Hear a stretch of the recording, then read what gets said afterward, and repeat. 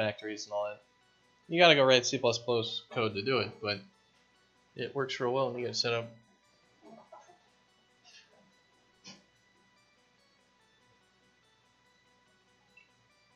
Yeah, the packaging process, it's basically, it was the process of figuring out there wasn't any like simple, cheap way to do it. You just have to go, make a U asset, make a real texture, and do it the real way. Otherwise, there are some workarounds, but they're really fragile and stupid and don't work well. Kind of like with editor plugin crap. It's like, it's just going to take time, do it right. Don't try to cut corners with a bunch of pound defines. The Unreal header tool doesn't work very well. Alright, so we have all that data. Let's make sure we have our path colors.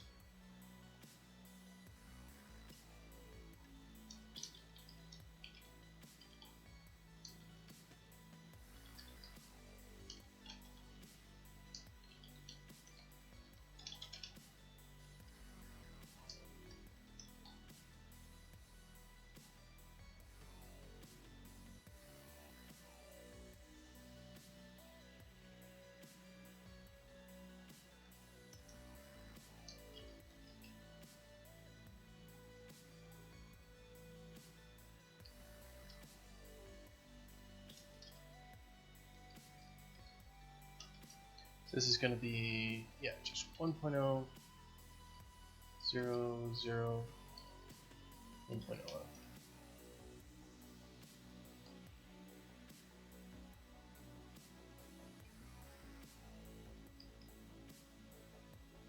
This will be 1101.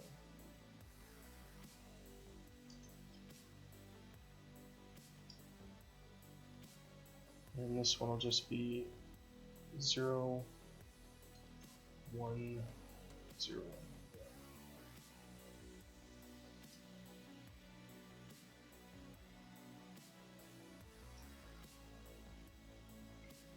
You finally got him back from the post office. Were they about to light him on fire for making too much noise, or did he have them all eating out of the palm of his hand?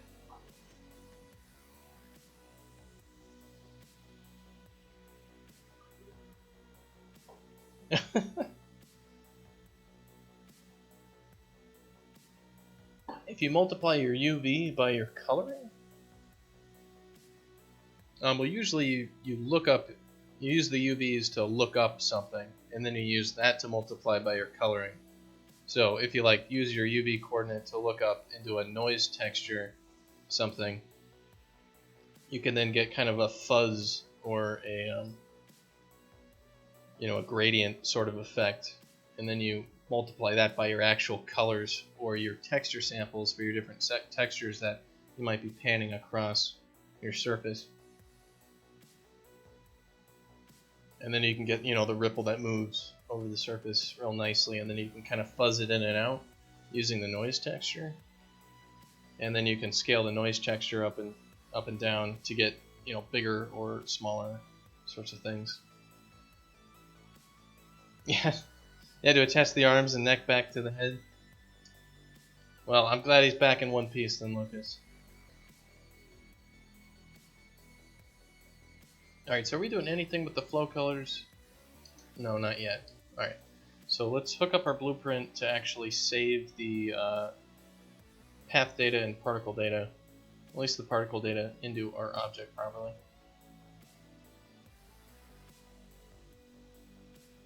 Now, I guess the next thing we got to do is we need to make the actual flow field data out of all of our particle information, and then figure out what that's supposed to be.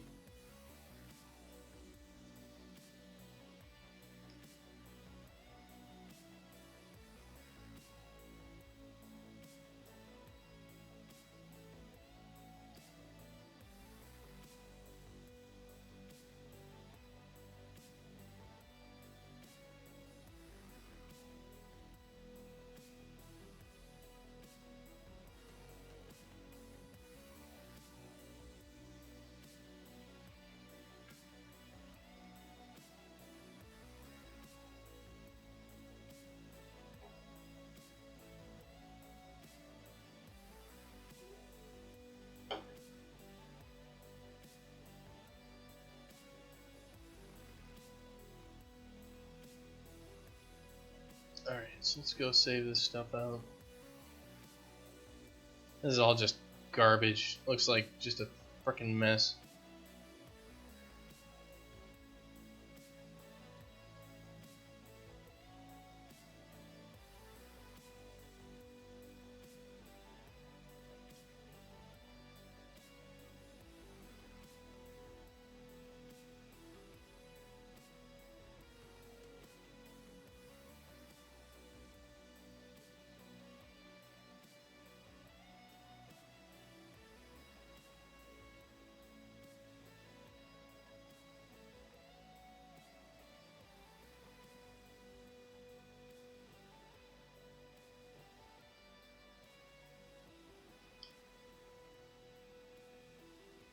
Alright, let's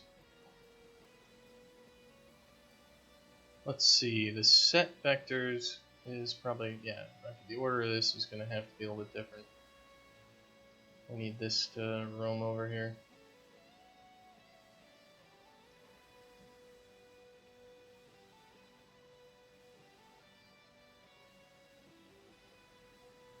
Let's try to clean this up a little bit. Blueprints can get pretty nasty.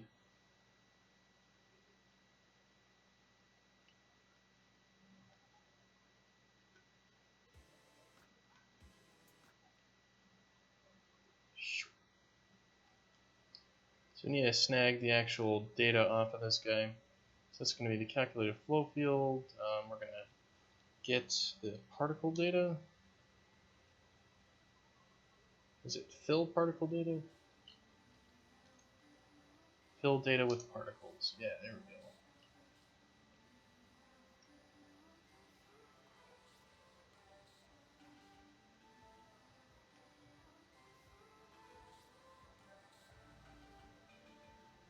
go. Alright, so I want to actually do a quick log here, make sure we have the data actually getting stored properly.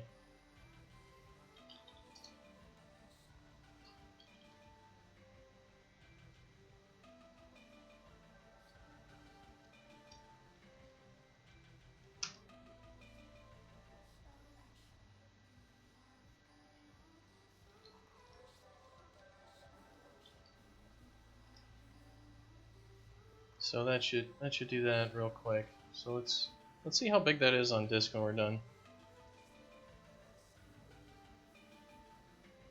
Alright. Have a good one, Karakan. Call with the support guy. Gonna need all the technical support. Alright, so construct our flow field. We saved 262,000 particles into our data. Let's see how big that actually came out to be in our content directory. I'm curious.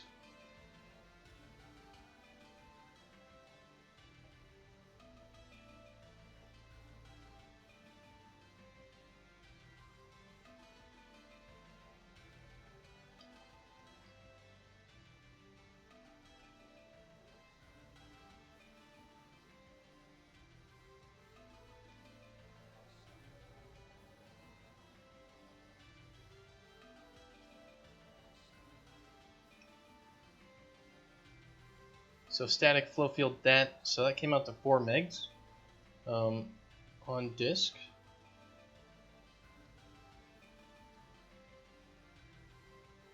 Toon Boom support? Yeah, good luck.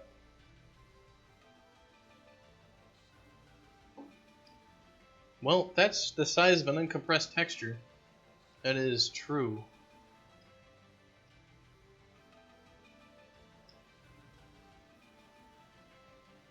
So if we want that data, that's what it's going to be.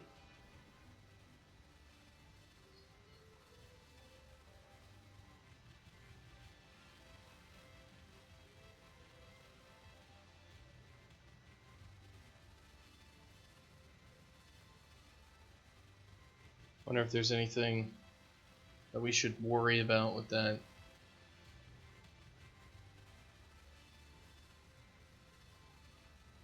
Like when we create our levels, I wonder how big they'll actually be. and how many bodies of water we'll have,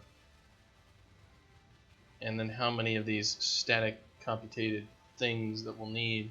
I think it's just the flow field that we need access to at runtime. The other things can be textures. The question would be, can I access the texture quickly and easily? Let's just take a look at that.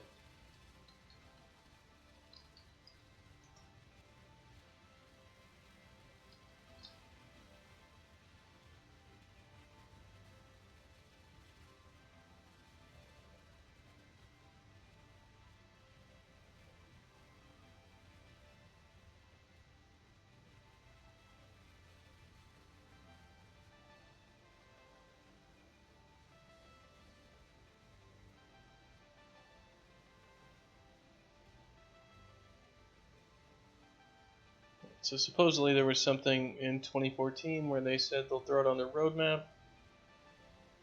And of course, follow up, and then there's absolutely nothing.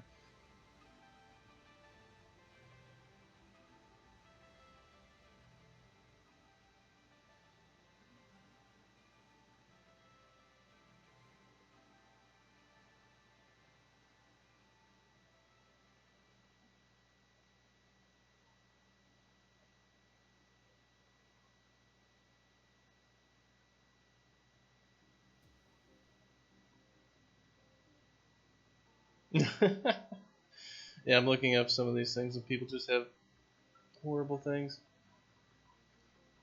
Alright, well, let's just take a look at these textures.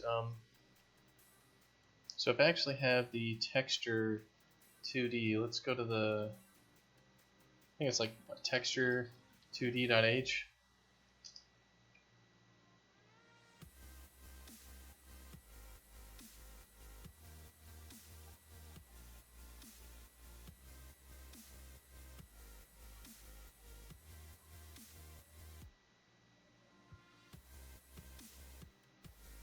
We've got like serialized functions, update resource stuff, get cooked data, blah blah blah. I mean, what we're doing here is we've done an init on the text source. So we have lock mip. So create a base mip for the texture we've created, and we grab an array of uint8s off of it, and we can kind of turn this into an F color, and we can read out of it. So theoretically, we could pull the data out of the texture if we really had to. We'd lose precision, of course, but that's not really too much of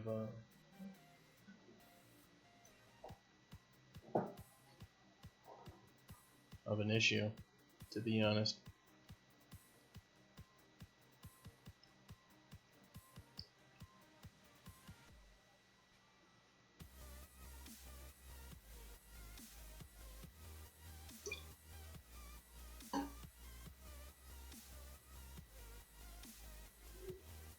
Alright, well, I'll write that down.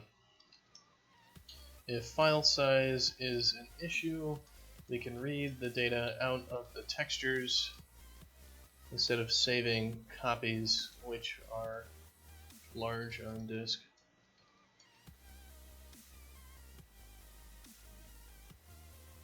Yeah, one of the things that a lot of people don't think about is if even the game, if like, a 4 meg file loading from disk or something really isn't a big deal all the time. And maybe if your game is a couple hundred megs, or if it's a gig or it's 2 gigs on disk, that's not a real big issue for a lot of customers. But it is a gigantic issue if your game is cheap and you're selling it online and people have to download the whole game. Because the sticker price for a content delivery network is going to be like 12 cents per gigabyte. So you're going to be losing a quarter, or a dime every single time somebody downloads your game, if it's like 1 or 2 gigabytes. And if your game is like $5, that's coming straight out of the bottom line.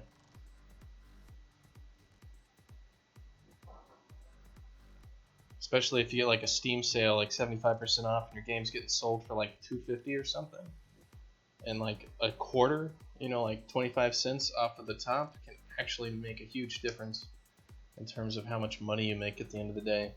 You know, the difference between I can go eat lunch or I should really clip some coupons. All right, so we got that saved out. The next thing that we have to do here is we have to figure out how to turn this particle data into actual data. So let's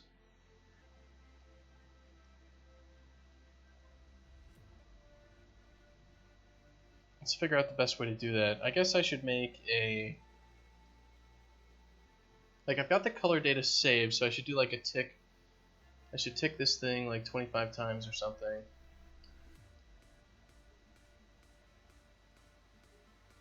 Alright, so tick number, let's give it 75 ticks.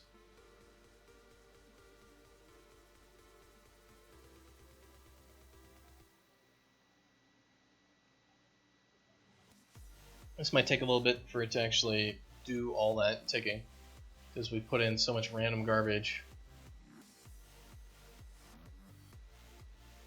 And I'm going to save that off, and I'm going to use the saved raw tick data. I'm going to pass that in to kind of a static thing there, which will then compute the texture that we're going to use for the flow field. That's kind of what I'm thinking.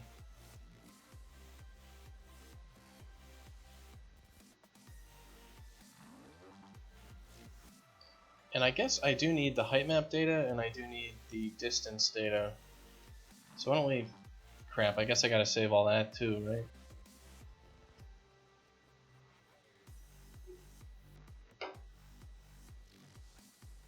Let's just go ahead and explode it. Let's just not worry about the size on disk at the moment, and let's just get it to start working.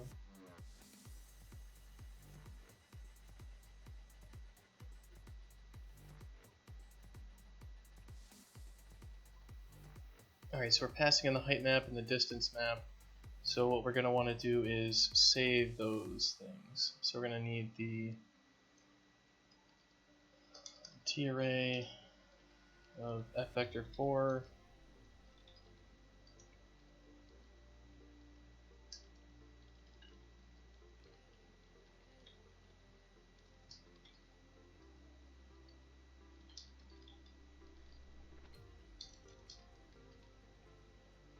So let's just grab these guys. Let's make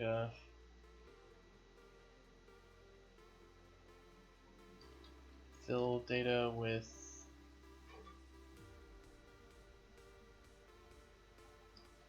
height map, fill data with distance.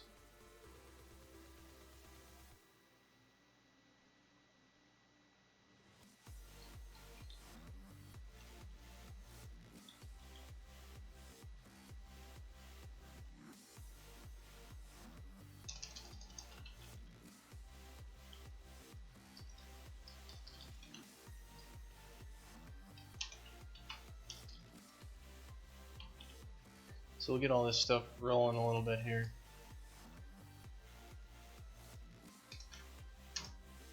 And if we turn all this stuff into actual usable information, we might be able to start working on the actual water material, you know, like tomorrow, which should be pretty sweet.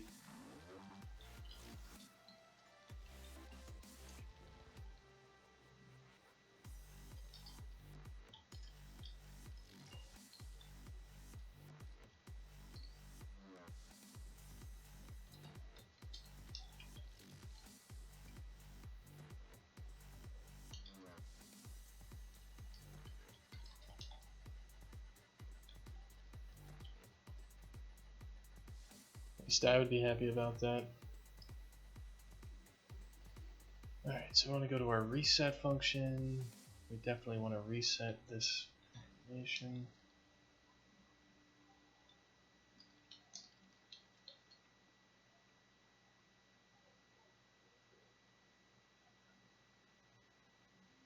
Yeah, we can get rid of some of this placeholder code. So set flow field, calculate paths, calculate that. Let's see, where do we actually call calculate paths? calculate geometry, set up a map. Yeah, it was here.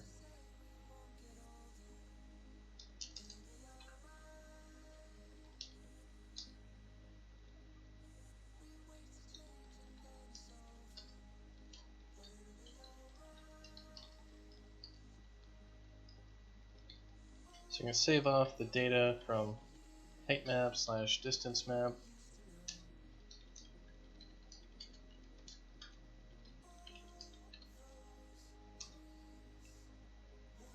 Alright, so height data dot init f vector 4, and we're going to do height map dot num.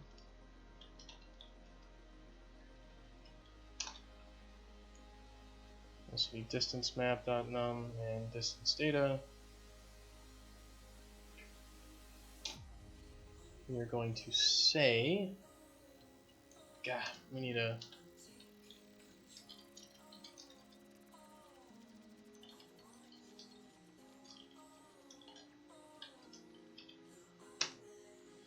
color.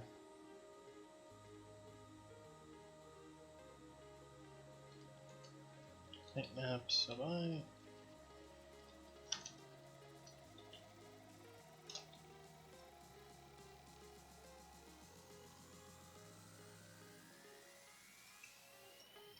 Alright, so it's going to be m height data dot r sub I dot x equals color dot r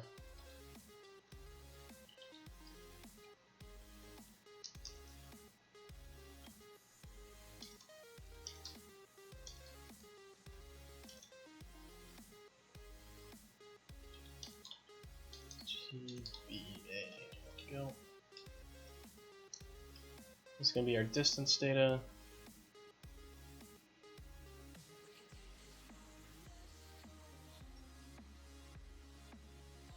Create static flow field data. Alright, so this is going to be on the flow field itself.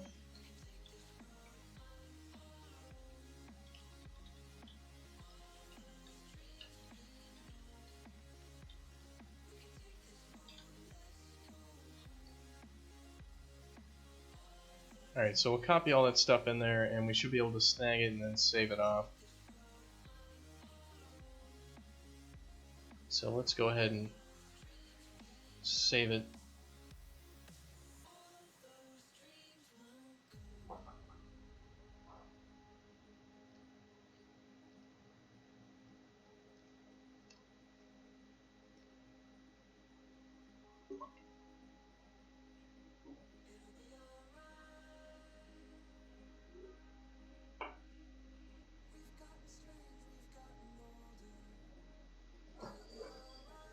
Alright.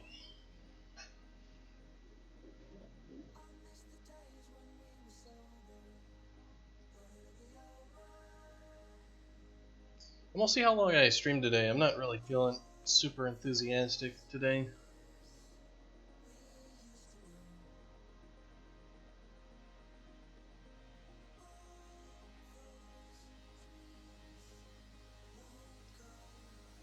So we'll see. I'm not going anywhere right now, that's for sure. But I think once I get actual good data in a flow field map texture written out there, I think that'll be a good stopping point. But that might take forever. So we'll see. We'll see.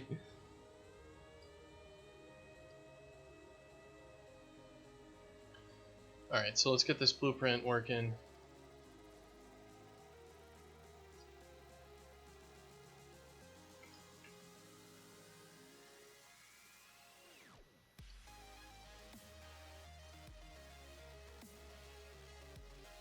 That might take, yeah, literally, it might take another 5 hours.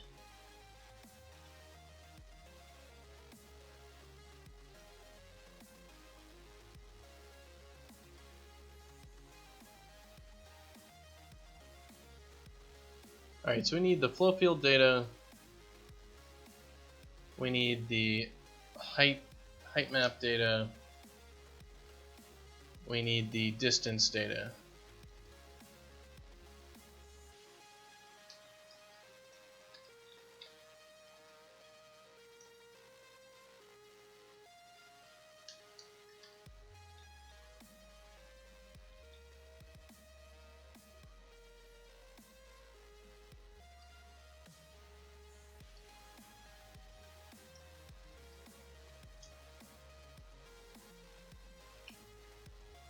Alright, so I think I'm going to need to make some functions here for this.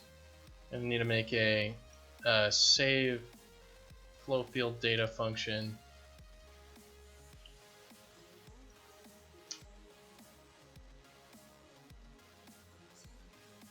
Save height map data function. And save distance data function. And we're going to take all this garbage here and we're going to throw it in here. So we're going to create our storage object, which is going to be our flow field dat thing.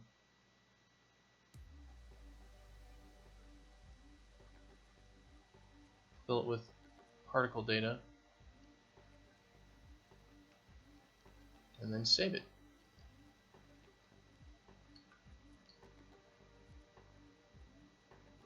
Save our height map data. So this is going to be height map dat.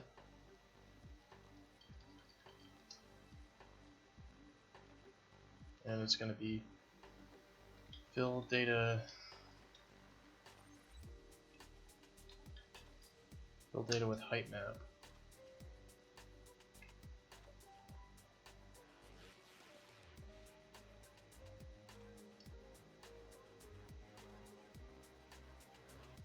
And this is not the flow field data, it is the height map data.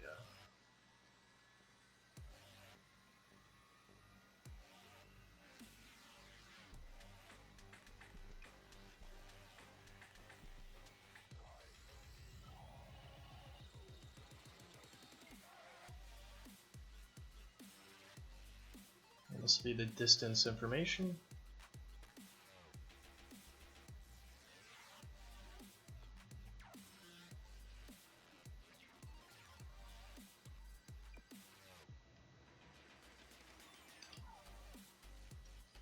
Static distance stat, set flow field data.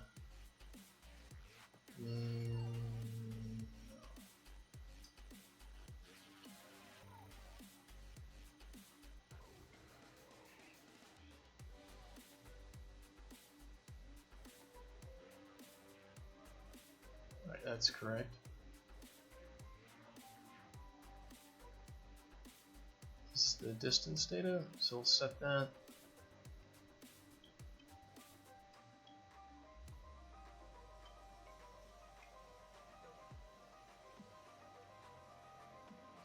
Fill data with height map. Fill data with distance.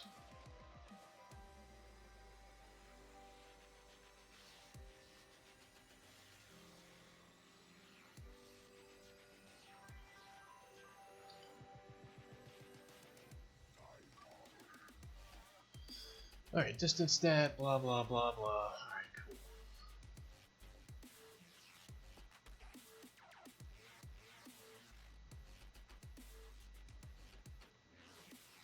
So instead of all that, we should be able to just call these three functions. Save flow field data, save distance data, and save height map data.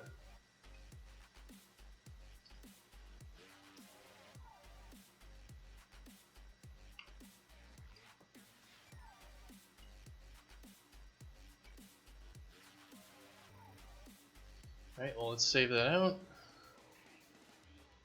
So let's construct our static flow field. It constructed all three of our things. I'm going to need a save function, I believe. Save function right there. So let's make a new function inside of here. Let's call it save.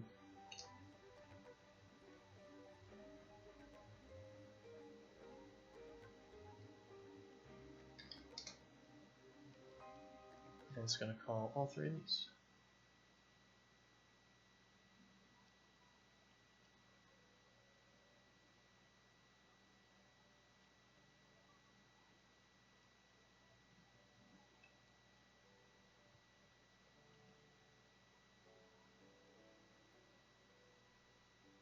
And this is going to be a colon editor function. It's going to be call this to save the current data for this object.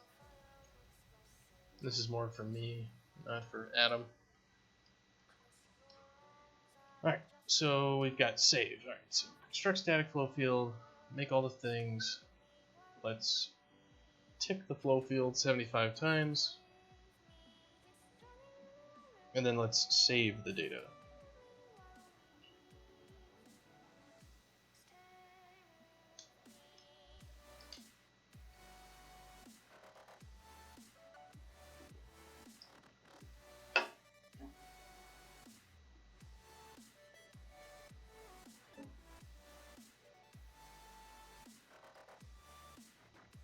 This might take a second to generate all this. There we go. Alright, let's just do save.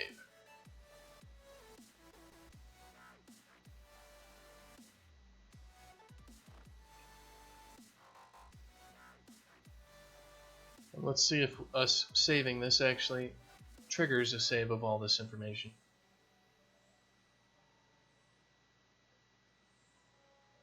It appears like it does. There we go with our 4 meg on all of them.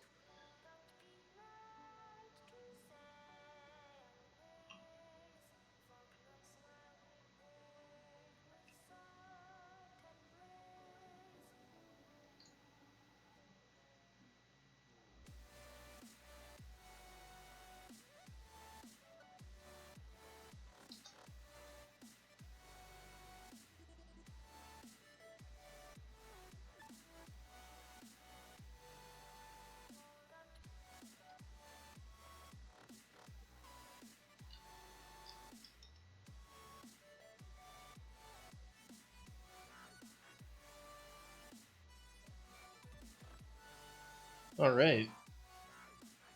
Well, it looks like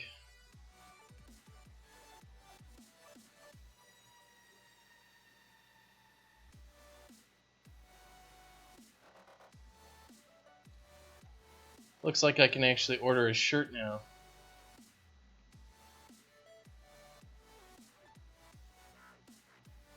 Let's see, it's a little dark.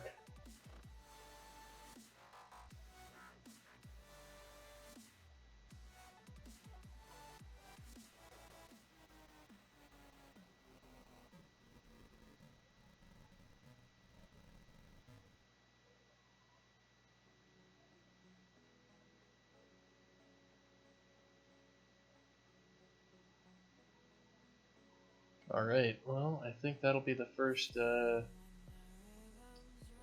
shirt for Dashkin is gonna come to my house. It'll get here August 1st.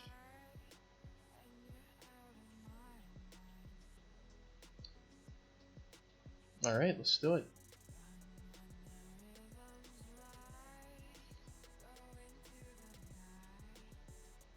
So I'll have a test shirt for the game delivered in another week or so. So we'll see how it looks. I want to see the quality of the print that we get. Alright, so I've got all the information on our textures and everything like that. What I want to do is I need to make a new function which will pass all this information into the map cooking thing. So we're going to want like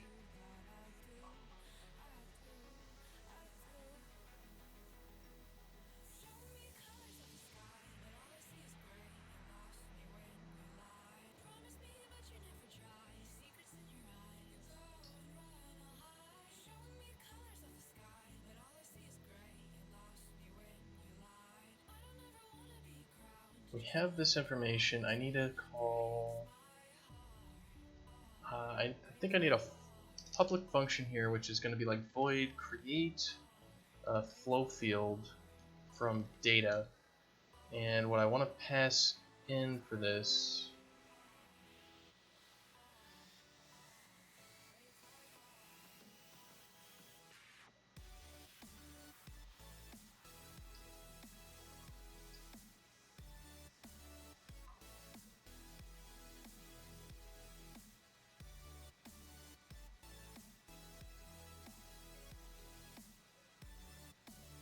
is going to be all the information, right? So it's going to be an F vector, vector 4, a T array of them.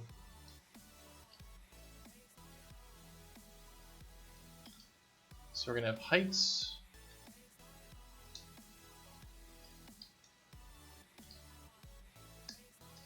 We're going to have the distances.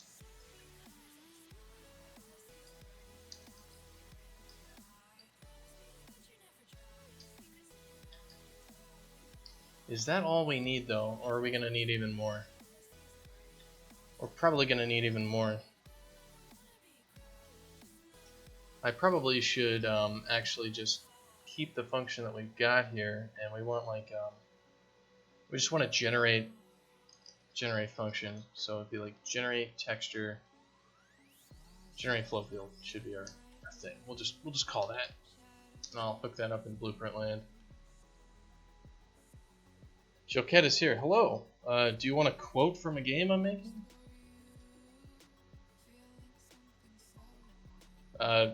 Sure. What's your quote, Joquette?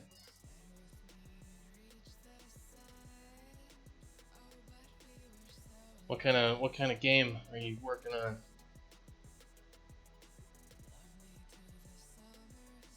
Let's see. I calculate paths. We got all this other stuff. Discover flow objects. Calculate geometry.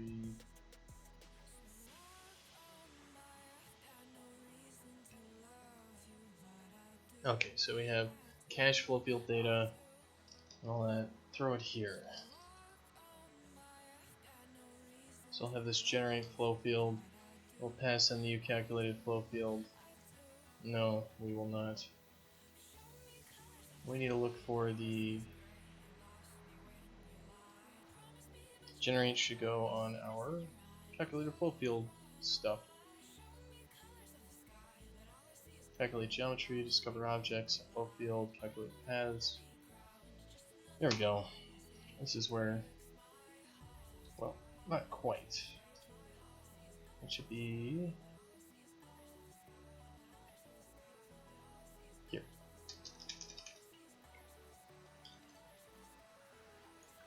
The machine ultimately left our world in ruins, so we favored the one similar to how our own was before the blast.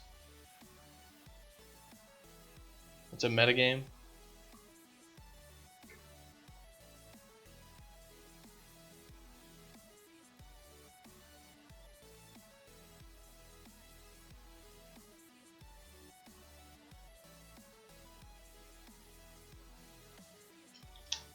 So I assume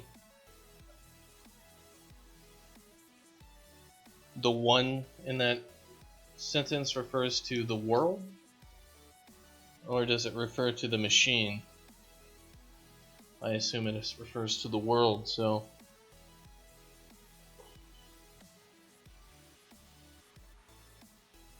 Alright, called to generate the flow field texture data. So we're going to need the array of F colors. I mean, we have the flow colors here. I guess I should... It's kind of a stupid name, but I'd like to keep the particle colors around, so I guess this is going to be in flow field, actual flow field. I'll come through later and rename all that.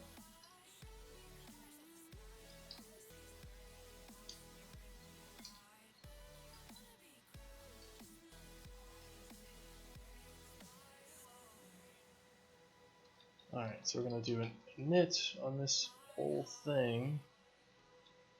Let's see what it looks like.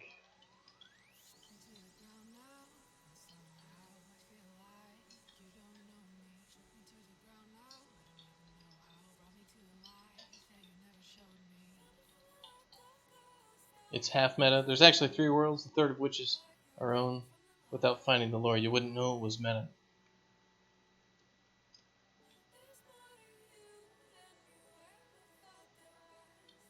Well, that's pretty cool. What are you building your game in?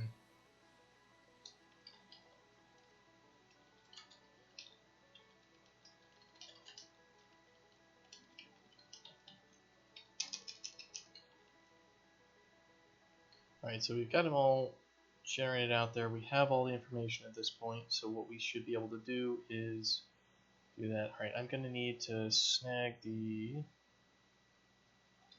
I'm going to do fill data with actual flow field, and I'll need the fill data, fill color with actual flow field. So we'll snag both of these things.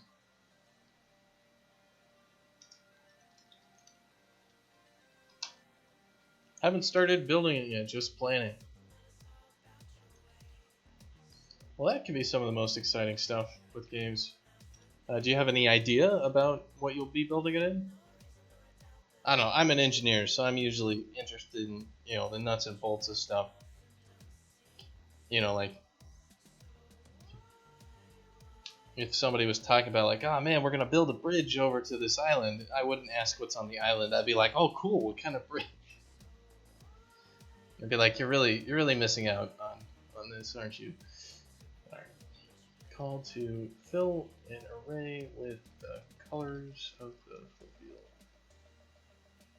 So out equals actual flow field. So we're going to do fill data with actual flow field. So output equals actual flow field data. People mistook our lives as a game. It was discomforting to see them lightheartedly laugh about how much I've seen, as if it was no big deal.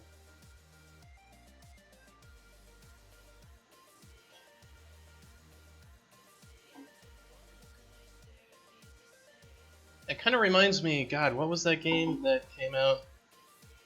Was it Shardlight? Was that it?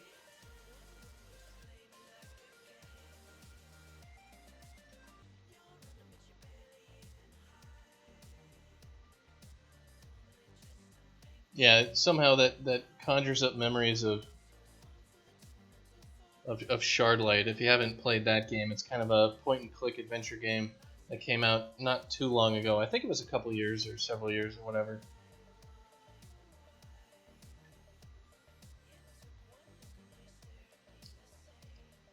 So I don't know. I don't know if you're trying to conjure up those sorts of images in people's minds.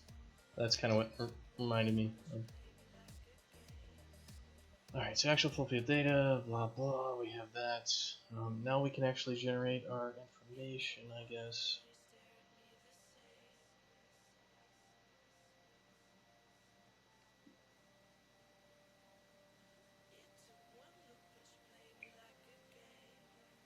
Well, let's hook up our blueprint stuff real quick so we actually save out our texture so we can see it.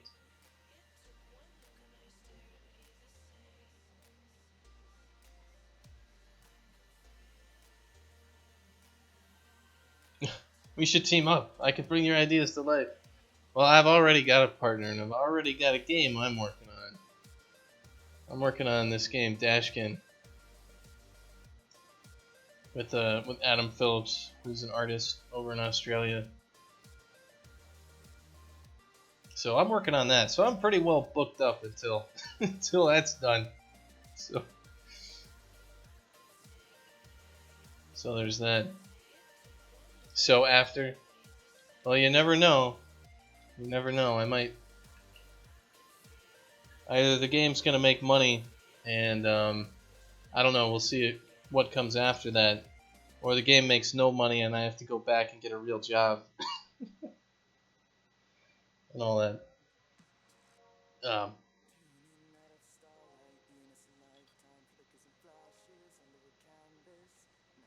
But if you've got like a cool game design and stuff like that that you want built, one of the best ways to get started on some of that, especially if you're not super technical or something, is to try to pare it down to something that could be made in like a week or less, and try to get like, a hack day team together for any of the hack days or whatever, and try to get a couple dudes or whoever to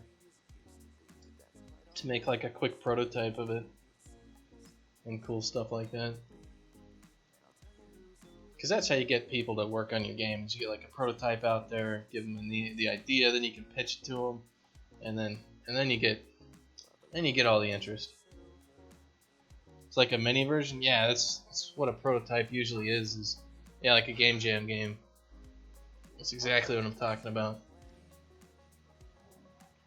That's usually how a lot of stuff starts. Like in professional game development, they'll have like, if the designer has a super awesome idea, they'll have a small team just put together a prototype version of the game to get the idea, so you play it. So, like a prototype version of Mario would literally be like one screen where you can jump around, kind of like Vector Man, where you could jump on the Sega logo and fire stuff everywhere. Like that would totally be a prototype.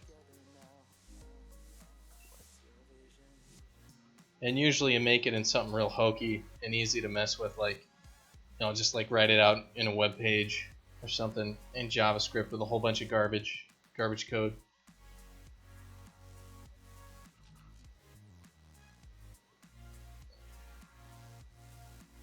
Alright, so what I wanted to do was I wanted to compile this. I wanted to then save the texture, save the data, and call generate flow field as well. So let's do that.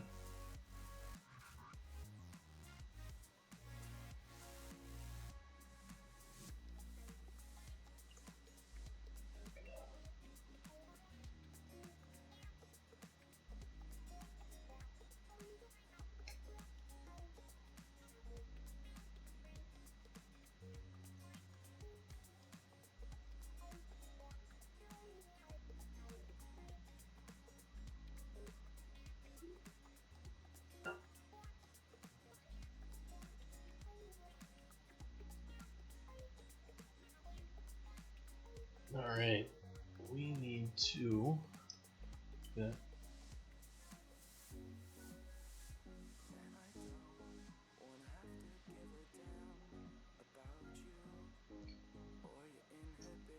Alright, so let's pop open this blueprint, take a look at it. So what we're going to need to do is we're going to need a texture here. This is going to be the actual flow field texture.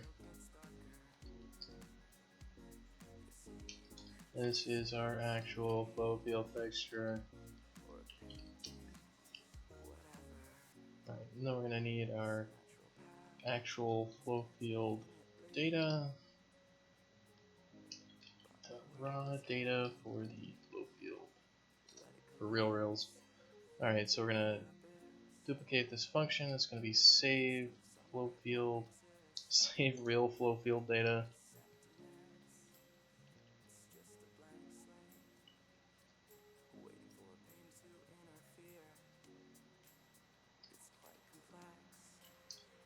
So this will be raw flow field dat. Get our actual flow field data. Snag this garbage.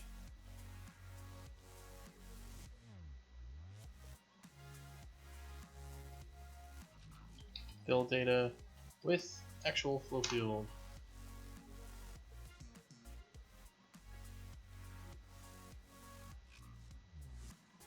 Create storage object. We're going to set the actual flow field data. No. Are we? Yes, we are.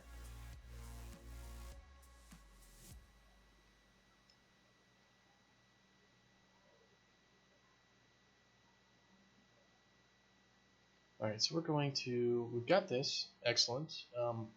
We need to make a function called generate.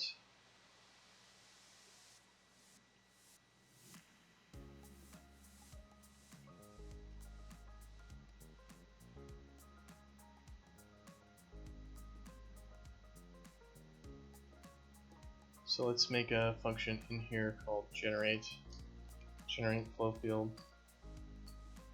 Let's put it in debug section.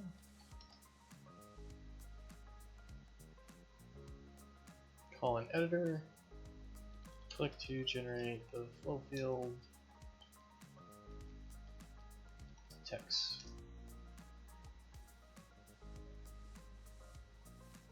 So we're going to get our calculated field. We're going to call generate flow field.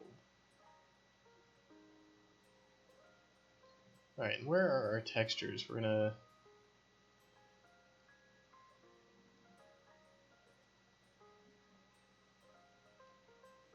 we're going to need to call like save texture asset.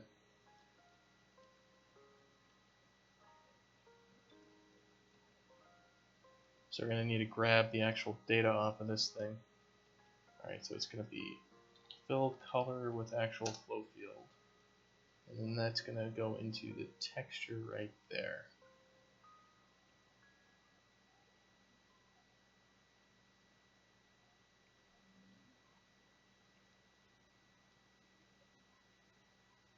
DXT11, yeah, we'll just leave that as it is. Static height map is not correct. This is going to be static R flow field. And then we're going to want to set our actual flow field texture to this thing.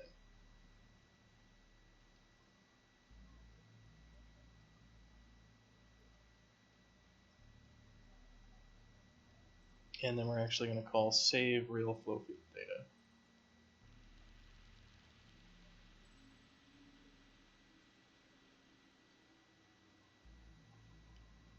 Sounds about right.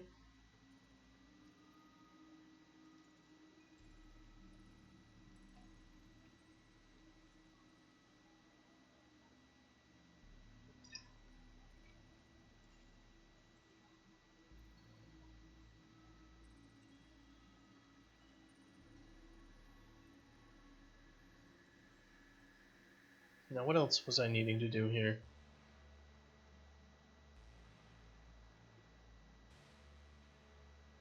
We set our texture. Okay, yeah, I needed to go into the set shader parameters stuff. Yeah, set up shader variables. I need a boolean here. I'm going to do test actual flow field. We're going to need our this will be toggle viewing the actual flow field texture.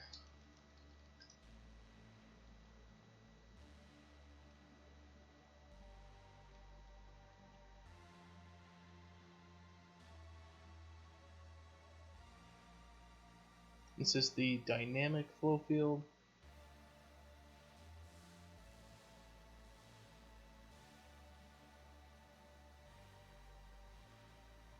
If that's true, we go to that. Otherwise, I'll just kind of be redundant here with this. Test actual flow field.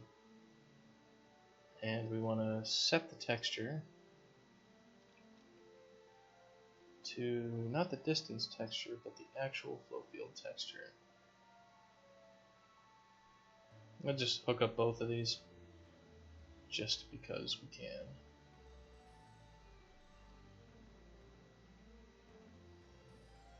Okay, so now we should be able to do stuff with this. Let's call generate flow field. So we saved that thing.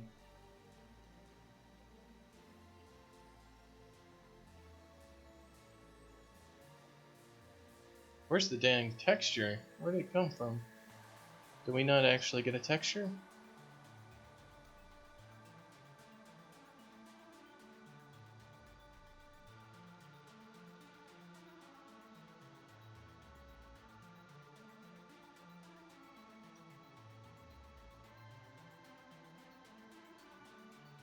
Alright, let's go to our editor utils and see why we didn't actually save that texture.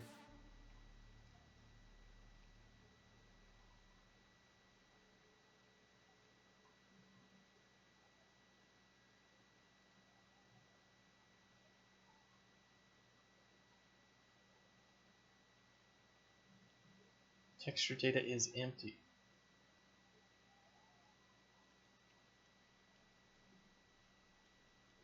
Fill color with actual flow field. We call generate flow field.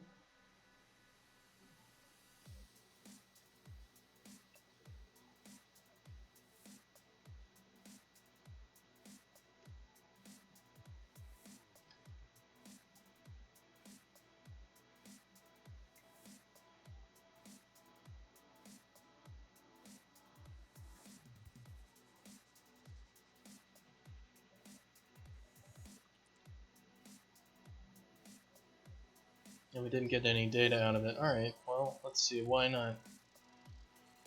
Map width and height is 0, 0. Alright, yeah, okay, that's fine. So what happened is we don't have any data on this thing.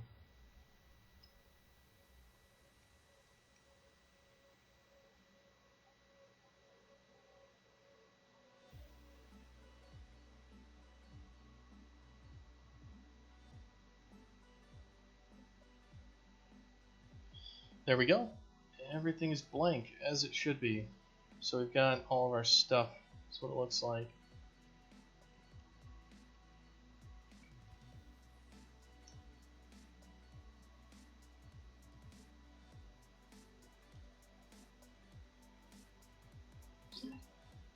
Excellent.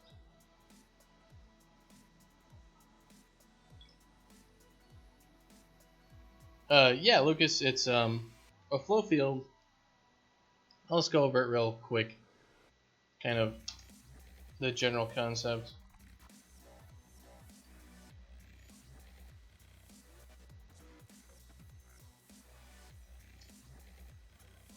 So usually how you imagine a flow field is a bunch of arrows. So if this is the surface of a lake or something and you're like a dude right here, you want to know which direction you're supposed to float. So let's say it's this is actually not a lake, but this is like a whirlpool. So we're going to drain into the vast abyss that is this black hole in the middle. So what the flow field would be is something where you can just, it's like an array of data. So it would be like you have if you ever played Dungeons and Dragons or something, if you had a map with grid squares on it, you just look at what the color is in the grid square, and that's the direction you would go. So the flow field is just a bunch of little arrows that would tell you which direction to go. And it'd be like you're somebody who only looks directly at the ground and you're trying to like walk through a maze or something, and if it just had these little arrows on the ground and all you could see were these arrows, this is where you would go. So the flow field kind of works like that.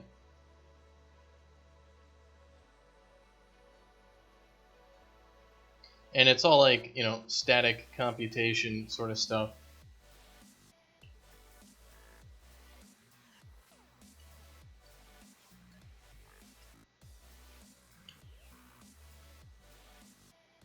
So you basically look like, oh, where should I be? I'm right here. I should go to the right. I should go to the right. I should go right. I should go right. I should go down, down, down, down. Oh, I should go left. And then you're just looking at your feet the whole time, and then there you go.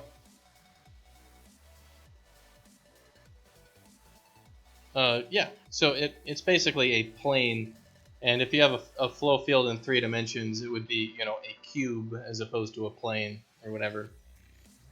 And if you had a four-dimensional flow field, that would be like a flow field that changes over time in 3D space or something like that, right? So it's pretty much just, it's used for statically computing information